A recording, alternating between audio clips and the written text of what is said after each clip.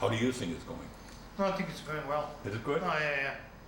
But what I think it's for, like interviews and everything, it's when it's personal, it's more involving for the audience.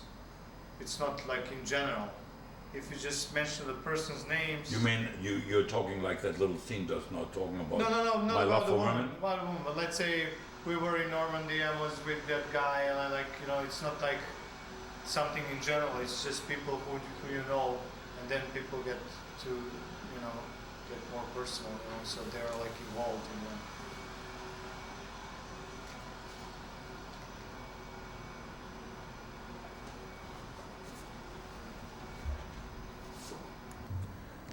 If you, So I think it's better without the glasses off, because unless so. Yeah. Let's go to art first. So actually go to the political involvement of your time now. Even Fred. I wish you would go through the Fire Island first. Why did Okay, you have okay, okay, Why did okay. you have a house in Fire Island? Sure, would be sure, the sure, thing. sure. I know there are gay communities out there. You can say that. Okay, good. So yeah, exactly. I let was me- there let- twice. Don't forget. I had know. houses twice in Fire Island. So why did you actually not only buy once a house in Fire Island, but you did twice? What did you appreciate there?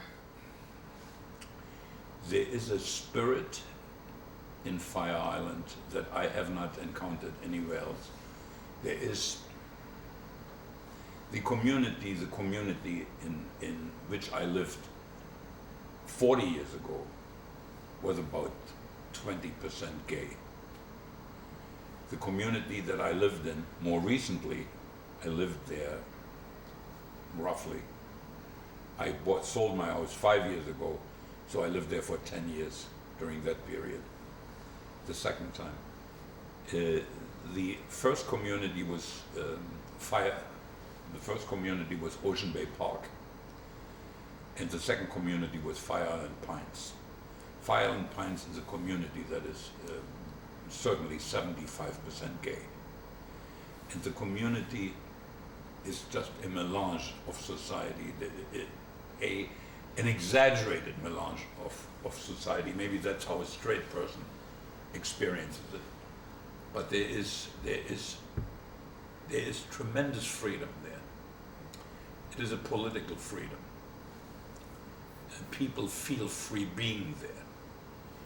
And it really begins with the boat ride. It is a total island, and it begins with the boat ride when you see this mixture of people. And I always found myself and everyone who I like and who I associate with feels very comfortable in this particular environment, which is a strong political statement. When you really take the attitude, I don't really care whatever my neighbor does or whatever he feels or wants to do, that's his business. Is he a good neighbor? And especially in Fire Island Pines, the maintenance of the community is better. People take much more pride in their homes. People don't dress better because nobody dresses. I mean, you walk around in bathing trunks for the entire season. What type of house did you have? I mean, I saw some photographs. Everybody in a pool, everybody in a hot tub. I mean, what type of? I had a fantastic house out there. I bought this house incidentally from Jerry Herman, the famous Broadway composer, and the house had everything. It had a swimming pool that hit the edge of the water, and it had hot tubs and steam room. I loved the steam room and hot tub combination. It had adequate, it had a fantastic roof where you could hold parties, where you could have barbecues, and you have a marvelous view of the world. And it was a terrific house to entertain. The house I currently have is in many ways much more, it's a much more house, if you follow me. In Fire Island, everything you kind of do, first of all, it's all wooden construction. Fire Island is totally wooden construction, 99% of the homes. Where the house I have out there, it's concrete, some wood, some little bit of everything. And it has to do with the crafts that are available to build these homes. What type of part of your character, you know, was satisfied being out there? Again, I think it goes right back to Germany. It goes right back to immigration. It goes right back to Jewish problems. It goes right back to the world problems. Let everybody be who he is. And let it be. Right now, we have this major problem in America, which manifested itself during the past election, where one part of the population kind of wants to go backwards and wants to have very strict laws governing marriage, governing conduct, how can two people live together, and kind of imposing a certain picture what a family should be like and how one should behave, versus another group of Americans, I should say probably much more prevalent at this moment in Europe, where where two women can openly live together because they care for each other and they want to make a life together, or two men. And I feel I'm totally on that wavelength. I mean, I think if two men want to make a life together, I have two experiences I must relate right here at this moment because they're so political. I have two gay friends. They live in Florida. They just adopted 3 children. They adopted 3 black children, 2 boys, 1 girl. In Fire Island, there was a gay couple again, two white men who adopted a little boy. And I think it is a constraint to say it can't work. I don't buy that. I think it can work. And I think it's totally possible that these 3 black kids in Florida, being raised by 2 gay white men, may become very wonderful citizens with great affection, who see the racial problem through very different eyes, and will love those 2 white men forever. I agree. And I think this political openness manifests itself near New York, in Fire Island. In other words, you throw out assumed constraints. There are just too many, sexually, there's just too many assumed constraints.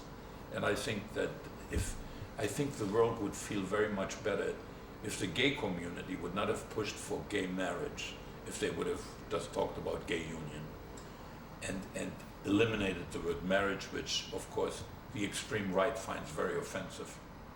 And that at least I can understand that part. And it was, I think, stupid to use the word marriage. They should have coined a completely new word. So now the late last year, shortly after the election, you were like very disappointed. I mean, we were all like almost like depressed for a couple of days. But you said something like, did we come here for this? Why did you say that? This is, of course, a very personal point of view. I have always been international. I have always felt international, and that's simply based on my background. I mean, there are parts of me that are still probably European, and that'll never change. Same thing with you. And anything that you hold too close to your vest is eventually going to disappear. It's going to drop off. And I think the rules that are being established right now go back in time. They don't go forward. We have a problem in the world, the gay world and the straight world. There has to be some kind of communion. I mean, that we understand each other and that we permit both sides, permit the other to live in peace and harmony. And to simply take a position that isn't there, or to lock it up, or put it in jail, or something, or put a wall behind it, that doesn't solve the problem at all. I mean, people are not gay, people are not homosexual because they bought it like a cup of coffee, and so from tomorrow on they drink tea. I mean, that just isn't going to happen. people that have this trend, that have that kind of sexual orientation will practice it. There's nothing to talk about. It'll happen. It cannot be prevented. I think, for example, I mean, to take something more modest, but it is so telling. Mitterrand in France had a mistress, and everybody in France knew it, and she was accepted. And when he died, the mistress and their daughter and his wife were on the graveside together. And I think, I'm not suggesting that this is the paragon of virtue. I'm not saying that at all. But I find this a much more civilized way of behavior. When you think what happened to our poor president, what they did to him is just, I mean, he made one mistake by even answering it. He should have said, "This is my own private business, it's none of your fucking business." That's what he should have, that's what I would have said. And Clinton, I mean, what was done to Clinton is just, I mean. But without going into too many details, why was it such a disappointment for you that Bush won the recent election? And again, not too many details, just like more like an overlook. What does the election of Bush stand for you? What does it mean? I mean, what does it show you? What does it say to you? It is déjà vu for me. I remember in Germany in 1932, so I'm 10 years old, and my big uncles, all of them, when it came to Hitler, they laughed. Can never happen. It can't happen. They laughed. They did not take Hitler serious. They could not believe. They simply could not accept the fact that Germany. In retrospect, it isn't all that difficult to understand it. The German mentality, etc., and Hitler. It took, I think, a World War II to really shift German public opinion. I mean, certainly the people that you and I meet, I'm talking about people that are today, let's say, between 30 and 50. There's nothing of that era is in these people. They're like we are. Let's go back. So it took a war for those Germans to believe that is true, but now, or what had been... You're coming back to Bush. I want to come to why exactly. Why does it remind you there? Bush had an extraordinarily clever advisor in this election. And you put a number of issues together that activated the religious right. The religious right, which was dormant, which used to vote Democrat and Republican, all of a sudden there was an overwhelming issue. And the overwhelming issue was gay, disease, by disease AIDS, marriage, gay people wanting to marry. I mean, this is sin. I mean, it is big. Coming back again, the way the Democrats did not respond properly to this issue. They should not have automatically mostly taken the side for the gays. They should have moderated their position by saying, let's give it another name. It's a problem. And the problem can be covered with the right words. And the Democrats did not rise to the occasion. And all right-wing stuff, once the gate was open, now comes religiosity, then comes the war in Iraq, where I feel, I don't believe this administration, or certainly some of the leadership of this administration, I don't think they have a clue who these people are. Who are those Iraqis? They should read the book that was published by George Bush Sr. after he was president, and he and Scowcroft wrote a book. And in this book they practically said why they did not stay, why they did not consider an invasion of Iraq, because it was an impossible situation. You could not win the situation. So you put all this right-wing thinking together, especially international. America was the country. I give my arm to come to America. America was the hope of the world. Even when you came here, but at my time, Europe in turmoil, the Russian standing there in the background, and you come to America where you really have a free country with different ideas competing in the marketplace. And all of a sudden we have a country that is reminiscent, that is trying to tell the world how to behave itself. It is a country that reminds me of England in the 18th and 19th century, where England was trying to run the whole world until they found out it all fell apart. You can't run the world like that. What we have done, people forget that there are 1.2 billion Muslims in the world. It is the largest religion in the world. And to presume that these Muslims don't feel a certain, maybe small, maybe medium level of sympathy for these people in Iraq right now, for any Muslim in the Middle East, they feel sympathy, whether they live in Dutch East Indies, in Sumatra or somewhere Celebes, it doesn't matter. Wherever they live, there is a moment of sympathy for these people that are fighting the bully American. And that Bush has created. Bush has absolutely changed the imagery of America. Hello? Yes. Herman, you must forgive me. I cannot talk to you right now. I'm in the middle of an interview here.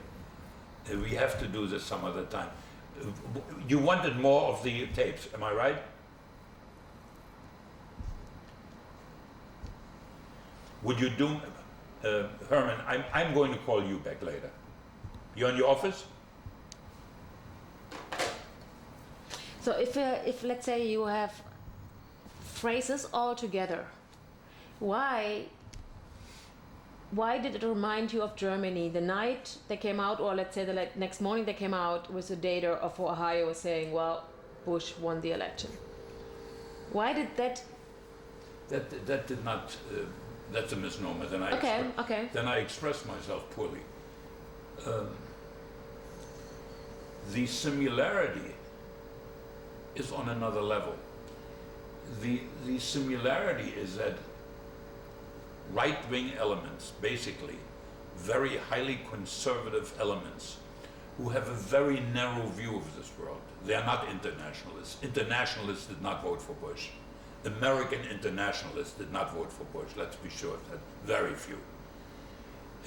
It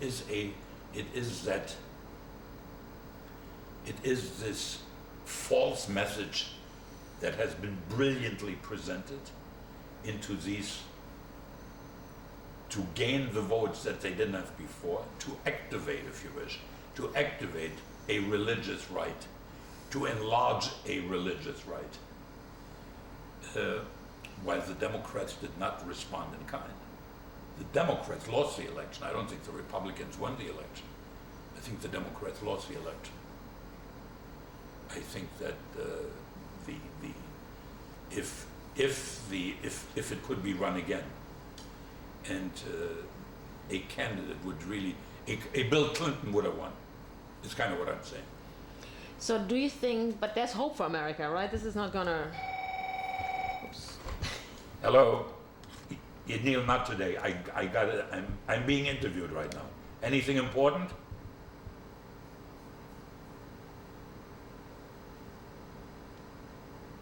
Okay. Bye-bye. Sorry about that. No. But there's hope for America, right? You don't think this is like a downward spiral, is it? America has the ability to reinvent itself. It is especially hard to take right now for people that really loved Bill Clinton. I mean, I thought Bill Clinton was fantastic. I mean, just a marvelous president, bright as a whip, very, very, very bright. And I cannot think of anything he did, that really offended me. I'm not talking about this whole sexual thing, which to me is meaningless. we don't elect a president necessarily for his virtues. I think we elect him for his capability of running a country. And that Bill Clinton knew how to do. There's perhaps hope for his wife, who is politically certainly partisan, or at least on that level. But I think a leadership will emerge during the next 4 years. But you, Fred, as a Jewish refugee, you call yourself like a very ultra-left Jew, right? What does I'm ultra-left. ultra-left? Let's forget the Jew. Okay, you're ultra-left. So why have you become so involved in these activities between the Arabs and the Palestinians? For basically the same reasons that I'm a Democrat. I'm also trying to assist for a long time, the Jewish left, the political Jewish left in Israel. The leadership, starting with Yossi Beilin, I mean, these are very close friends of mine. You met some of them, Abu Vilan. Shimon Peres was in this apartment less than 4 weeks ago.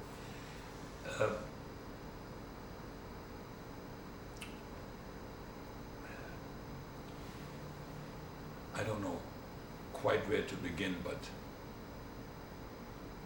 it may be an age matter. I remember when Israel was born.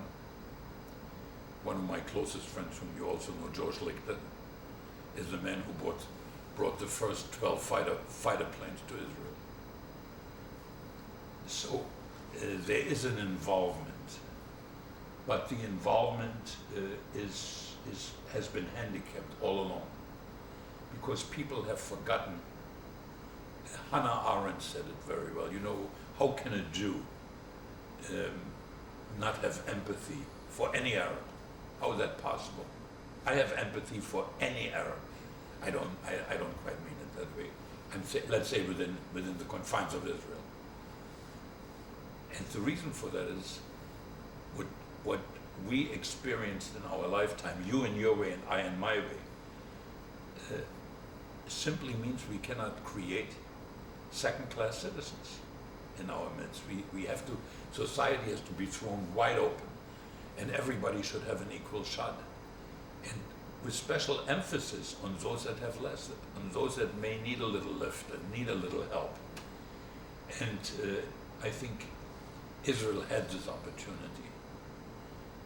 Don't forget, we are talking about times going back, let's say 20 years. Let's go back to Rabin's death, for example. At the time, there were maybe 600,000-700,000 Arabs in Israel. Today, it's about 800-some thousand. And creating maybe 20% of the population. Today it may be less. Maybe it's between 12 and 18%. I'm not quite sure of these numbers. But somebody, and this is what I'm saying to you right now, is true for successive governments, Labour governments as well as Likud governments. In other words, we cannot lay all the blame on Sharon right now, which is very easy. But it happened before. It is time to give the Arabs a hand to come up. And Givat Haviva has done that superbly in Israel. And that's why I've supported it, especially between children.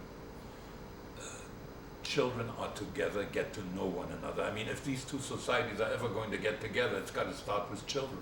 What exactly did you do there? Givat Haviva is a campus, is about a 50-acre campus. And during any given year, maybe 10,000-15,000 people come to visit it. There's schools there, there are certain schools, there are certain training sessions are there. There is, for instance, they have schools where you learn the other language schools. There are political discussions. There are discussions and help.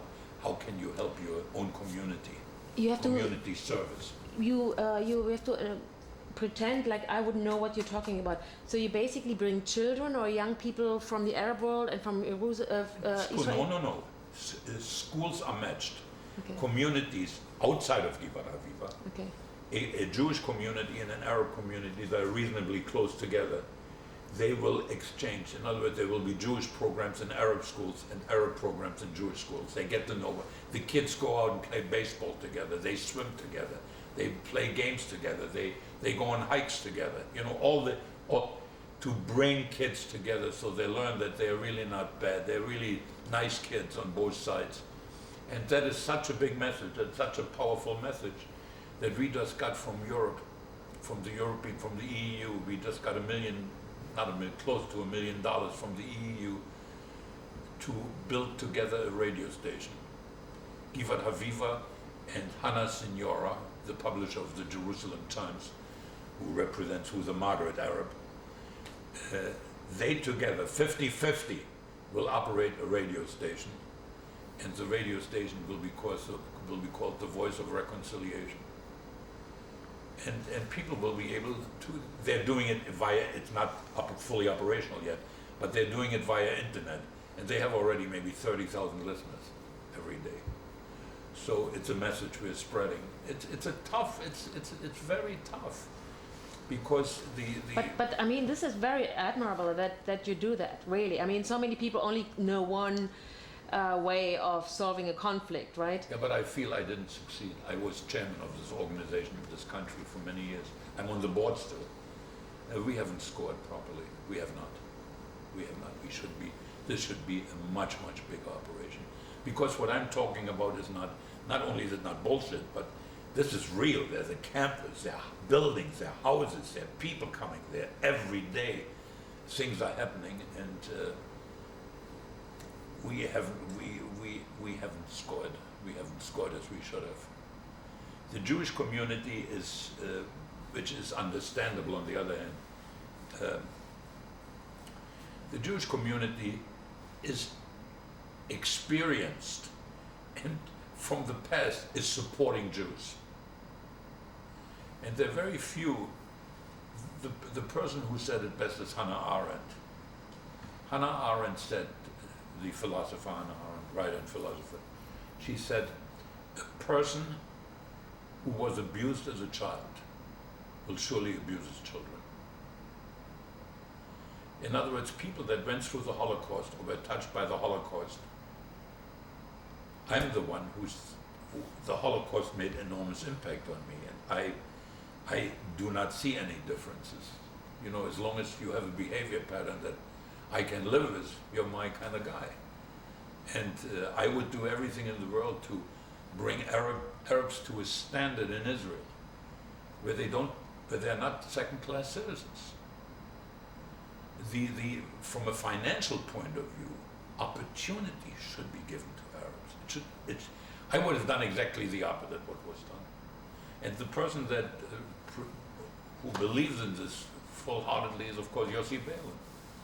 But Yossi Beilin, the political left is so segmented into little parties. Once upon there was Labor, you know, and now this Labor is smaller, and Labor is getting smaller and smaller, and there's Meretz, and now the new Yossi Beilin party, and this party, and this party, and then there's a party that I really like very much that's against the Orthodox. Their rationale is they're first of all against the Orthodox. And let me tell you, you can make some case against the Orthodox. Believe me. I did something that you would enjoy. I'm sorry I should be able to get you a photo of that. We were in Hebron. You probably know the massacre that occurred in Hebron. A Jew by the name of Baruch Goldstein, an American Jew, at a certain point in time in the cave of Abram, where Abram supposedly was buried, killed a number of Arabs. And he was shot subsequently. He was killed by Israeli security force. And the Orthodox community in Hebron is celebrating this man, the life of this man. That's for real what I'm telling you. And the guy's a third-class terrorist. And it's such a huge issue, you know. It goes, but I personally find it very admirable that you even take it on, you know, to an extent that an individual with an organization like yours? I raised enough money, and we put up a monument outside of Hebron, a monument dedicated to Jews and Arabs who lost their life so needlessly. Big monument. I saw some photos, whichever You used did it in see the there. photos. Yeah, yeah. Well, do you feel ready to talk about art, even it's quite a jump right now? Absolutely. Yeah, No, shall it's we- not. It's not as much a jump when you consider my life and what I've done and the emphasis, the endless emphasis on creativity, Right. in thought, in politics. There's got to be creativity, and there's Can you take creativity. Do you know what you sit in front here? That's a Do cow. you know what this is? This is a cow by Calder. It's a maquette. It's called a maquette. Just a second, when you touch the... Um, No, no, Is no. it not on? No, it's fine, but would you touch the microphone so it... Oh, I It works. touched it. Yeah, that's I'm fine. not touched it. Why don't we take a little? Do you want to have a glass of water or something? Yes. Yeah, I bring you one. This, Yeah. this is great, isn't it? I mean, look at this. Yeah. You So see it on Good. film, you don't recognize yourself. Yeah?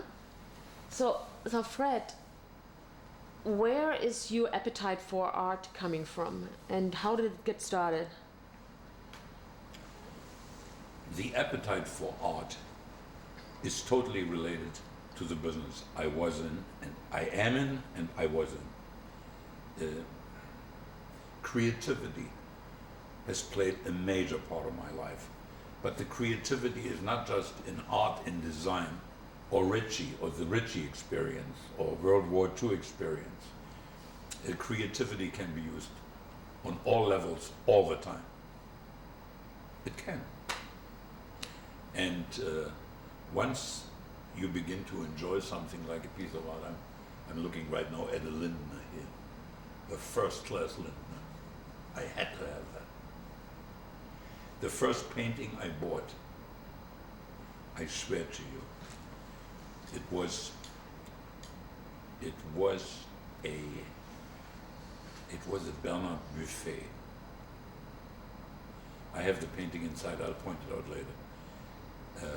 I paid it off. I gave this guy, I don't know, I think I bought this painting for $3,000.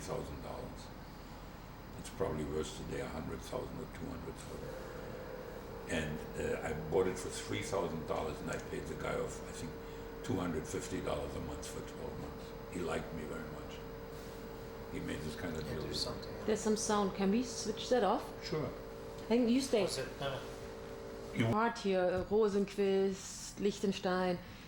But I mean, these are very well-known artists. Have you known that? I mean, did they become known while you had these paintings, or did you already know this is Do you see the sculpture over there?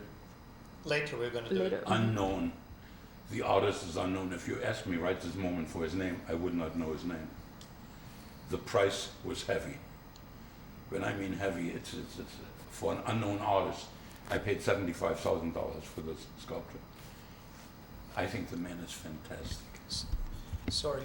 Yeah. The one thing I did is I developed an eye. Right or wrong, I have a very good eye. I think I have a good eye. And this sculptor that you see over there is by an artist I had never known before. I saw it approximately 9 months ago at the Armory on Park Avenue. It was the first time that this man was exhibited in this country. He works in Italy, and he's French. And I think his sculptures are just phenomenal. And I bought it. I paid $75,000 for the sculpture. So it's not that you bought something for $5,000 or something. It's $75,000 you're committed. And I have another one. I have a second one, a little one. And so here in this case, I bought an unknown artist. There's a shoe in back of you. That shoe, this is by a Russian immigrant. His name is Ochstein. You met Ochstein, I believe. I had to have this shoe. The shoe, it's a shoe, a giant 8 foot, 6, 7 foot shoe, 7 foot by 3 foot. And a 7 by 3 foot shoe, how can it be so sexy? You see the shoe and you see enormous sexuality. So I bought this, also a relatively unknown artist when you compare him to some of the artists I bought. I have some Picasso here, and I have many German expressionists, as you know. I love Georges Grosz. I think I have 4 or 5 Georges Grosz in this house. I mean, Georges Grosz is my absolute favorite German artist. I mean, by now. Again, for the political reasons. No one created a better caricature of a German than Georges Grosz. That's a good one. How about behind you, Lichtenstein? Lichtenstein is an immense artist at this moment, one of the great, dead of course, but one of the great 21st century art, 20th and 21st century artists, if not the greatest. In terms of pop, probably the best. Rosenquist, you just rented that out to the Met, right? Rosenquist was at an exhibit. There was a major exhibit by the Guggenheim, and they requested this painting. This painting was also in Moscow already, was exhibited in Moscow. And it's one of, believe it or not, you know the size of this painting is significant. It was one of the smallest Rosenquist paintings on exhibition. They had maybe, I'm guessing, they had maybe 60 to 80 paintings on exhibit. And this was one of the smallest. Rosenquist paints very large. Leger. Leger, major, one of the first modern, great modern painters, leading somewhat to abstract. This is a major Leger. I mean, this is a terrific Leger. Came up for auction, and I bought it. I bought it at an auction. It couldn't be bought any other way. Was at an auction. But you also like the abstract art, right? That you have, for instance, in your cinema room, like where you have your TV set. Like that is, who is that from? Like the big blue one in your... This is a major German artist, major, with the most fascinating past. He considers himself a Frenchman today. I think since 1930, I think he has hardly ever been back in Germany. He is not Jewish. His name is Hans Hartung, and he left in the 30s and was a member of the French Foreign Legion and fought in Africa during World War II. He lost his leg, and for the rest of his life after World War II, painted and had some kind of elevator in his studio, which is in the south of France. That's where I met him. He had an elevator type of contraption, so he could paint. Wonderful. When German politicians used to come to France, I remember one particular visit when Adenauer, not Adenauer, it was after Adenauer, they visited Hans Hartung, they still want him to feel like a German. But Hans Hartung, like me, coming from a very different corner, is an internationalist, a total internationalist. That's maybe the what are you gonna do with all this work? Eventually, The artwork? You're gonna give it to a museum at some point, or what will happen to it? I'm going to tell you the truth. I haven't made a decision on that. I may give it to Givada Viva. I've given one painting to Givada Viva already. I may give it to Givada Viva. Because, where do you think your spirit will live on? You made such a difference in so many people's life. You still do. I just like having that phone ring all the time. There are people that you are in touch with on a daily basis. I noticed, and many of them. I'll see to their comfort after I leave. Absolutely.